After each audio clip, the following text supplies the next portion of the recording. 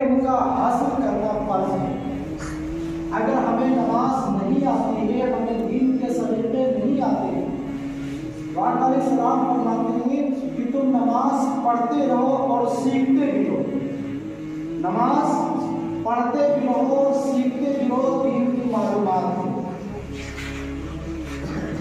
جو سب سے اہم اور ضروری ہے ہمارے درمیان نماز کی جو پہلی شرط ہے، ہمارے مسلمان بھائیوں سے اگر معلوم کیا جائے کہ نماز میں کل شرطیں کتنی ہیں، تم کو یہ بھی نہیں پتا کہ نماز میں شرطیں کتنی ہیں۔ ان شرطوں میں سے اگر کسی ایک شرط چھوٹ گئی تو نماز ہماری نہیں ہوگی۔ وہ شرطیں کون سی ہیں؟ 6 شرطیں ہیں نماز کی، 6 شرائط نماز کی۔ سب سے پہلی شرط طہارت ہے، سب سے پہلی شرط طہارت ہے۔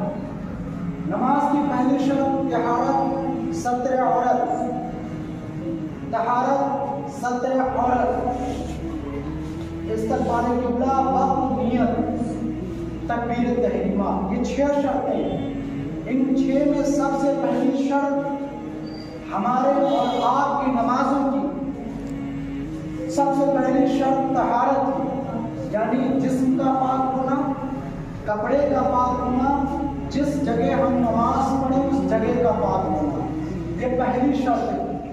اگر ان میں سے پہلی شرط میں اتنی چیزیں ہیں، پہلی شرط میں طہارت ہے اور طہارت میں اتنی ہے کپڑے کا پاک ہونا، جسم کا پاک ہونا، اس جگہ کا پاک ہونا جس جگہ ہم نماز پڑھیں۔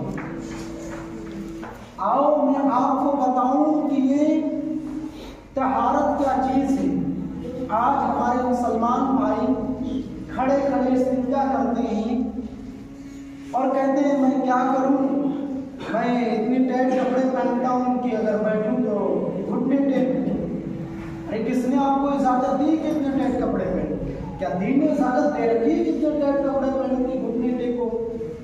اگر تم گھٹنے نہیں ٹیک رہے ہو، نماز کی پہلی شرط ہے طہارت، اگر گھٹنے ٹیک کر کے تم پاک نہیں ہو رہے ہو یا کسی بھی طریقے سے تم پاک رہو، تم پاک رہو، گھٹنے ٹیکو یا پوری پتلون اپنی اتارو، وہ آپ کی مرضی ہے، پاک رہنے کی شرط ہے۔ اور پاکی مسلمان کا آدھا ایمان ہے۔ آؤ آپ کو ایک حدیث مبارکہ سنائیں۔ اللہ کے رسول صلی اللہ علیہ وسلم جو پیشاب کے چھینٹوں سے بھی بچتے ہیں، غور کریں گے، اللہ کے رسول صلی اللہ علیہ وسلم کی ایک صحابی کا انتقال ہو گیا۔ ہمارے نبی کریم صلی اللہ علیہ وسلم اس صحابی کی نماز جنازہ خود پڑھاتے ہیں۔ اس کی نماز جنازہ میں ہمارے نبی تشریف ہے، ہمارے سرکار صلی اللہ علیہ وسلم کی موجودگی میں ان صحابہ رسول صلی اللہ علیہ وسلم کا جنازہ پڑھا گیا، قبر میں اتارا گیا، قبر میں رکھ دیا گیا۔ قبر میں رکھنے کے بعد مٹی دے دی گئی۔ دیکھنا میں اس کی بات کر رہا ہوں، صحابہ رسول کا ذکر ہے ہمارے سامنے۔ مٹی دے دی گئی، مٹی دینے کے بعد اللہ کے رسول صلی اللہ علیہ وسلم کا چہرہ زرد پڑ جاتا ہے، یعنی پیلا ہو جاتا ہے۔ اور وہ قبر جب تیار ہو گئی تو کیا دیکھتے ہیں کہ قبر جوں ہو گئی، جوں قبر اس کی ان صحابہ رسول کی تنگ پڑ رہی ہے، سکڑ رہی ہے، کیوں ہوتی ہے، برابر ہوتی ہے، پھر ایسے ہوتی ہے۔ اللہ کے رسول صلی اللہ علیہ وسلم قبر کے قریب ہے اور پڑھتے ہیں اللہ اکبر، اللہ اکبر، اللہ اکبر، سبحان اللہ، سبحان اللہ، والحمد للہ، والحمد للہ۔ میرے آقا اتنا پڑھتے ہیں قبر برابر ہو جاتی ہے، شک ہو گئی، برابر ہو گئی، سرکار صلی اللہ علیہ وسلم کے چہرے پر مسکراہٹ آئی۔ اس حدیث سے ایک بات یہ بھی ثابت ہوتی ہے، آج ہمارے علاقے کے اندر یا کہیں بھی اگر کسی بھی قبر پر کوئی اذان پڑھ دے موت کے وقت تو لوگ اس کو ناجائز و حرام بتاتے ہیں، اس کو ناجائز و حرام بتاتے ہیں۔ میں ان ناجائز اور حرام بتانے والوں سے کھلا چیلنج کر کے پوچھ رہا ہوں، اللہ کے رسول نے قبر پر پڑھایا اللہ اکبر، اللہ اکبر، سبحان اللہ، سبحان اللہ، والحمد للہ، والحمد للہ، تسبیح بیان کی، اللہ بہت بڑا ہے، اللہ بہت بڑا ہے، پاک ہے اللہ کی ذات، پاک اللہ کی ذات، والحمد للہ، اور تمام تعریفیں ثابت ہیں اللہ کی۔ गलत कहा जाता है। जो लोग कहते हैं कि कब्र पर अजान देना गलत, इस हदीस से साबित हो रहा है, ये तिरमिजी शरीफ की हदीस है, इससे साबित हो रहा है कि कब्र पर हम अजान दे सकते हैं, क्योंकि अल्लाह के रसूल उस सहाबी की कब्र जब दर्द हुई तो मेरे सरकार फरमाते हैं अल्लाहु अकबर सुबहानल्लाह सुबहानल्लाह वल्हम्दुलिल्लाह। इस हदीस से साबित होता है कि अगर हमारा कोई मुर्दा इंतकाल कर गया, कोई इंसान इंतकाल कर गया, उस मुर्दे को कब्र में रखा गया, अगर हम आजान पढ़ देंगे तो उसके आजाब में अल्लाह अपनी रहमत से सख्तियों से महफूज उसको फरमा देगा। सुभान अल्लाह। जिस हदीस से साबित होता है। आओ मैं आपको बताऊं वो कब्र क्यों तंग हो रही थी। वो कब्र तंग हो रही थी, अल्लाह के रसूल सल्लल्लाहु अलैहि वसल्लम के चेहरे जब मुस्कुराहट आई तो साहब रसूल ने पूछा, या रसूल अल्लाह, ये कब्र सिकुड़ रही थी, बराबर हो रही थी, आपका इसका क्या माजरा था?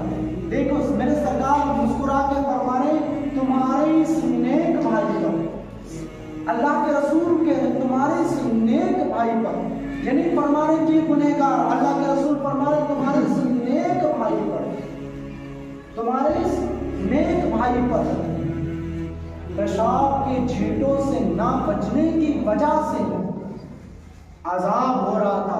उम्मत को दर्स देने के लिए, उम्मत को दर्स देने के लिए उन साहिब रसूल की वो सहाबी अर्ज करते हैं, या रसूलल्लाह, तो सहाबी हैं आपके मानने वाले। आका फरमाते हैं ये बकरियों को चराया करते थे, ये बकरियां चराने के लिए जंगल को ले जाया करते थे, और कभी कभी नाशऊरी की वजह से बकरियों के पेशाब के छींटे से नहीं बचते थे। इस वजह से अल्लाह ने उनकी कब्र पर अज़ाब किया था। अल्लाह अकबर। मैं तुमसे पूछ रहा हूँ, खड़े खड़े इस्तिंजा करने वालों, बताओ जो बकरियों की पेशाब के छींटों से ना बचे तो उम्मत के दर्स के लिए उन साहिब रसूल की कब्र को तंग किया जाता है। बोले तुम खुद अपनी पेशाब के छींटों से नहीं बचते, तुम्हारा क्या? ख्याल करें, हम और आप किस खेत की मूली है? जब साहिब रसूल की कब्र पर ये बात की जा सकती है तो हम और आप किस खेत की मूली है? अंदाजा लगाएं, ख्याल करें। बाकी हमारा आधा ईमान है, और नमाज की पहली शर्त है तहारत, बाकी नमाज की पहली शर्त है। हम और सबको चाहिए, हम सबको चाहिए इन बातों पर अमल करें, पाक रहने की आदत डालें, पाक रहेंगे। ईमान के आधे ईमान हमारा है, आधा ईमान है बाकी हमारा। इस हदीस से साबित हुआ जो लोग खड़े खड़े इस्तिंजा करते हैं या कि पेशाब नापाक रहते हैं, अंदाजा लगाएं कि जब साहिब रसूल की कब्र को तंग किया जा सकता है तो हम और आप इस पाक रहने के आदि बने।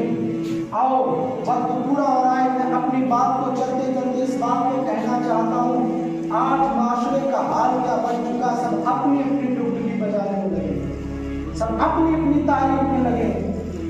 अल्लाह के रसूल को छोड़कर, औलिया अल्लाह को छोड़कर अगर किसी गैर रास्ते को हम अपनाएंगे, कसम खुदा की हमारी नमाजें, हमारे रोजे, हमारी ज़कात, हमारे सदका सब हमारे मुंह पे भरोसे के आप मान लिए जाएंगे। अगर अल्लाह उसके रसूल और औलिया अल्लाह से अगर हम मुड़ करके रहे, और जब हम अल्लाह के रसूल और औलिया अल्लाह से, सहाबा के और अंबिया अलैहिस्सलाम की जो दीन लाया हुआ है, हमारे नबी पर जो कुरान उतरा है, उसको अगर हम मानते रहेंगे तो इंशाअल्लाह हम दुनिया के अंदर भी कामयाब रहेंगे और क़यामत में भी हम रुसवा नहीं होंगे इंशाअल्लाह।